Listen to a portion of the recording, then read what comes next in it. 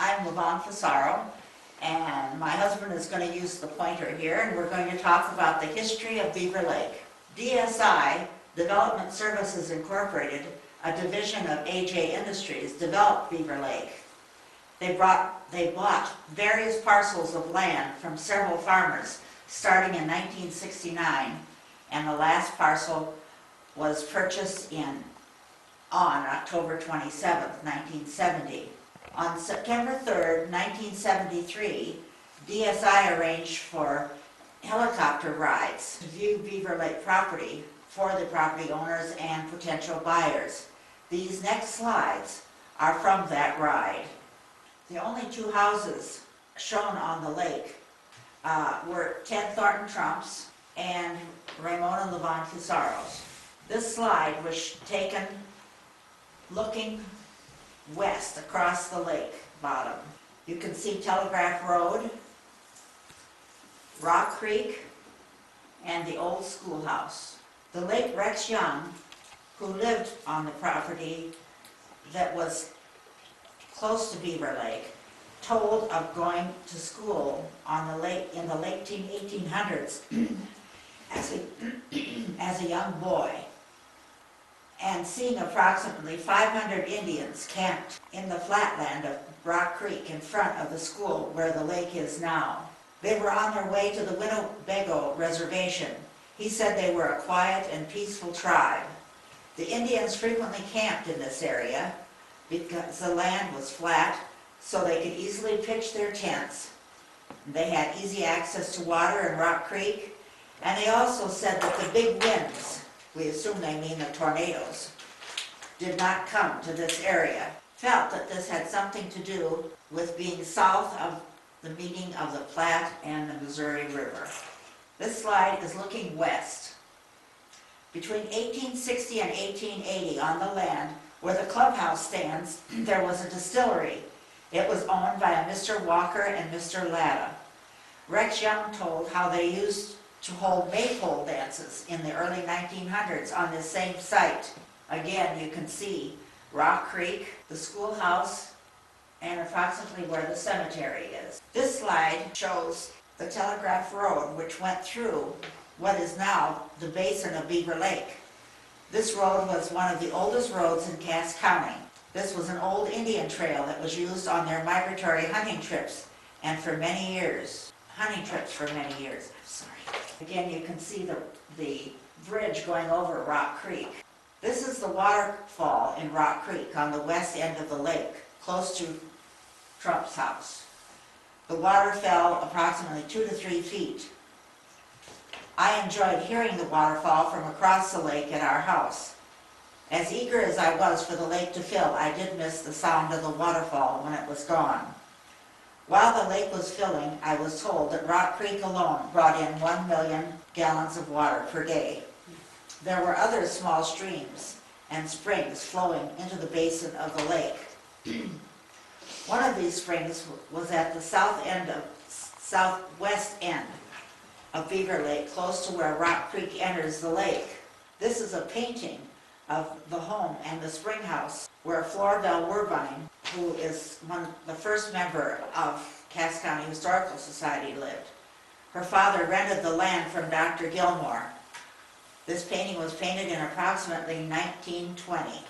Since they didn't have refrigeration at that time, they kept the milk, cream, and other perishable food items in the spring house to keep them cool. This is a close-up of the spring house. Unfortunately, when the new owners purchased this property, they tore down the spring house, and that was in 2001. And all that remains standing is a hand pump on a pedestal. Between 1890 and 1954, there was a rock quarry near the north corner of the dam. Anyone who built a home or watched a basement being dug knows of all the rock still in this area. The old Clemens Cemetery on the north side of the lake has a Civil War soldier buried there. Some of the gravestones are missing due to vandalism several years ago. This gravestone here marks the burial site of Captain John Clemens Jr., who fought in the Civil War and died in 1880. He was buried here with his family. He had also fought in the Civil War and died in 1880. He was buried here with his family. He had also fought in the Mexican War, 1846 to 1848, and received land at Rock Bluff with a government warrant for his service. John Clemens' grandfather, Zachariah Clemens, immigrated to America from Ireland. He served the American Army during the entire War of Independence and was closely acquainted with General George Washington. The son of Zachariah Clemens, John Clemens Sr. moved to Tennessee and was acquainted with President Andrew Jackson. While the senior Clemens was visiting with his son, John Clemens Jr., here at Rock Bluff, he became ill and died and was buried here.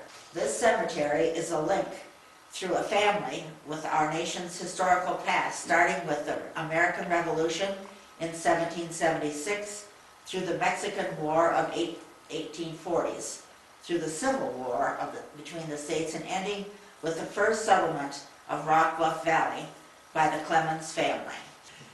In the 1930s, there was a Boy Scout camp named Camp Wheeler, approximately where Trump's house now stands. Steve Rischel, who was a CPA in Plattsmouth's father, was the Boy Scout leader. DSI began selling lots in 1971. The first lots were on the south side of the lake from a double-wide mobile home. Later, the sales office was housed at the entrance to the present-day Beaver Lake Clubhouse. Waterfront lots sold in a wide range of prices, up to approximately $13,500. Mr. and Mrs. Lawrence Fairman were the first mobile home residents. Is a slide that also shows Bunny and Ted Thurton Trump's house. It was the first house built on the lake. They purchased their lot in April of 1971 and built their home in the summer of 1973. Moved in October of that year. The Fusaros built their home that summer also, but didn't move in until December 15th of 73. In the beginning, each house that was under construction was of great interest to the property owners. This is a little side story. Eloise Hensley liked to tell about going through our home that summer while it was under construction, and was surprised to see the nerve of a family having a picnic lunch in someone else's house. Imagine her surprise when she found out we were the owners. On January 17, 1972, work began on the Coffer Dam.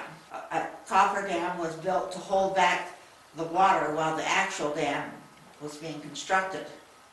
This shows where the actual dam site is, and the next slide will show the dam completed and the spillway almost completed, where it started, and that is almost completed there. On July 27, 1973, the actual dam was completed.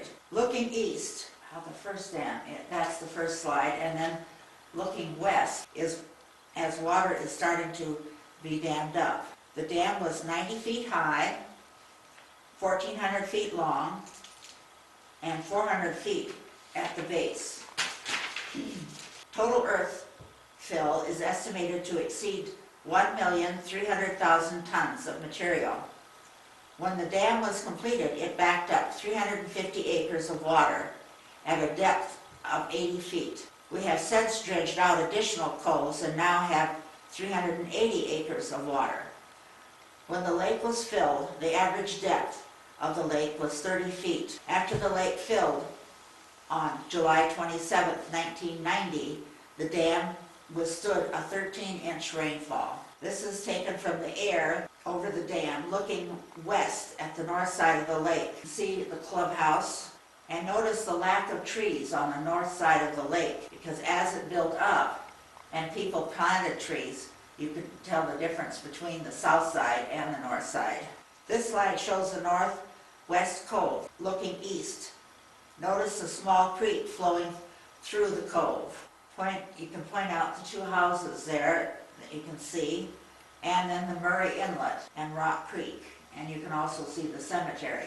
This is looking west, showing the northwest cove inlet. Again, you can see the Telegraph Road and the schoolhouse in a clump of trees. Looking southwest, it shows the Murray South Cove and can also see the small creek coming out of the northwest cove that joins Rock Creek that also brought water into Beaver Lake. This is showing the construction of the swimming pool, and the next slide will show the completion of the swimming pool, and also that was completed on June 9th of 1972. The clubhouse was completed that summer also. Our two water towers were started in the late fall, early winter of 1972. You can see one of them here, the other one is not shown on that screen. These tanks hold 150,000 gallons of water each. In April of '74, the central water and sewer systems became available to the south side of the lake. These systems became available where we lived at the west end of the lake in December of '74. I remember this vividly because up to this time we had a holding tank in our garage for water and also a holding tank for sewage that was buried outside of our house. And so we lived for an entire year with this system until the new central system was installed. We had a dinner party that evening for the day that it was installed, for 35 colleagues from the University of Minnesota Medical Center and their wives. I was so happy that we had that because you couldn't flush before that. They were from Nebraska, the faculty. Because the south side of the lake was the first section of the land to be for sale, it was assumed that it would be the first area developed. Consequently, when we built our home on the west end of the lake, the telephone company was not notified. When we moved in December 15th of '73, there were no phone lines available. So we were without telephone service for several weeks. We finally were connected to the phone company by a line that ran from Trump's house across the bottom of the lake and into our house in January of 1974. In the spring of '74, 16 homes were approved to be built and 30 mobile homes were approved. By November of '74, 58 homes were built and 37 mobile homes were in place. BSI was doing a lot of advertising in 1973 and '74. Bob Devaney and Gordon McRae, the actor from the musical Oklahoma and others, and other notables had lots here and did promotions for Beaver Lake. Gordon McRae came to the lake to film some ads in the summer of 1974. We invited him and the filming crew to our house for lunch that day. This is a picture of him with Bonnie Thornton Trump and myself taken prior to our having lunch. He doesn't look at all like he did in Oklahoma, does he? No. He came back the next year and brought his wife and young daughter and had dessert and coffee at our house. That evening he gave a free concert at the clubhouse for all the property owners. Other notable happenings in 1974 were the ordering of 20,000 walleye for the lake. Channel cat, bass, and bluegill were already in the lake, and John Otto opened a concession stand by the clubhouse on July 6th of '74. The following slides show the progression of the lake filling the lake from 1973 to 1978. This slide was taken in August of '73, looking west from the clubhouse. And that's the sandy beach that the lake will come up to eventually. This was in August of '73, looking east as the lake was starting to fill. You can still see where the coffer dam was. This is also taken in August of '73, looking east from the clubhouse. This was a slide taken from the top of the dam. And again, you can see the thing. Now, the next slide is taken from the clubhouse. This is an aerial view showing the gradual progression of the lake filling. I have a little bit of the little putting green showing here because the next slide is going to show how much the lake has come up from that little thing there. There it is, and you can see how much it's risen. This was taken on September 20th, 1973, after that heavy rain.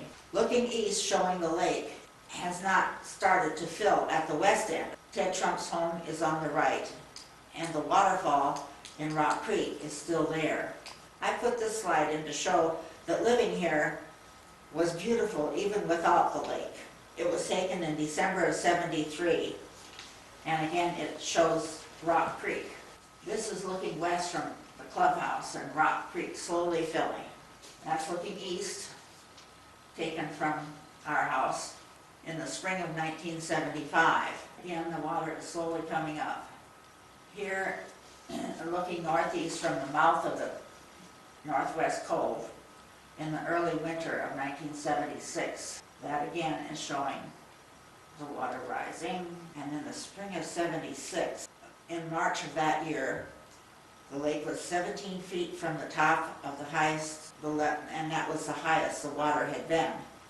In June, the lake was 66 feet at the dam and 14 feet from the top of the shoreline. The lake was not full here, but we still were enjoying water skiing on the lake.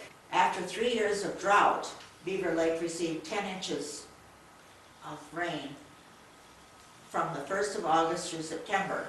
The lake rose 8 feet and has less than 11 feet before it will be filled. On July 21st, 1978, we had an 8-inch rainfall and the lake filled. All of the people that lived there were very excited because we'd had a drought during that time and it took a while for it to finally fill. Okay, this was still where it was a little behind on my slides. I'm laying on a float and my dog is on it with me. We love to go out there and lay. Okay, this is when it filled and it was pouring over the dam. And then this is a picture showing the water going over the back of the dam. On August 20th of 1976, U.S. National Bank and the Beaver Lake Association took over from BSI. The membership voted on the takeover on March 20th, 1977. In July of '77, a class action suit was filed on behalf of the property owners against the developers. In April of '77, 1,700 lots had been sold since 1971. A total of 140 homes had been built. On March 20th of 1978, there was a meeting to organize the Beaver Lake Ladies Auxiliary. The charter meeting of the auxiliary was held April 10th, 1978. I was elected actually, the first president. Sandy Napravnik was the vice president, Mary Ann Hyde was secretary, and Eloise Hensley was elected treasurer. Over the years, we've had many social events at the clubhouse. We held many dances. This slide shows one of the first dances that was held. One of our most successful events we had was our first Las Vegas night that was held in the spring of '75. We had many interesting families that have lived at Beaver Lake. One of them was Judy and Gary Cass. They had their own hot air balloon. It was always fun in the summer when you heard the whooshing sound of the balloon being filled and you ran outside to watch. On October 8, 1979, Basil Kaiser started the Beaver Lake Nature Club. Paul Hensley proposed that the present nature trail be formed on April 16, 1987. It was dedicated on April 2, 1992. It is located up by the dam on the south side of the lake and continues for approximately 1 mile and ends at the campsite. Many species of birds and animals, including wild turkeys, deer,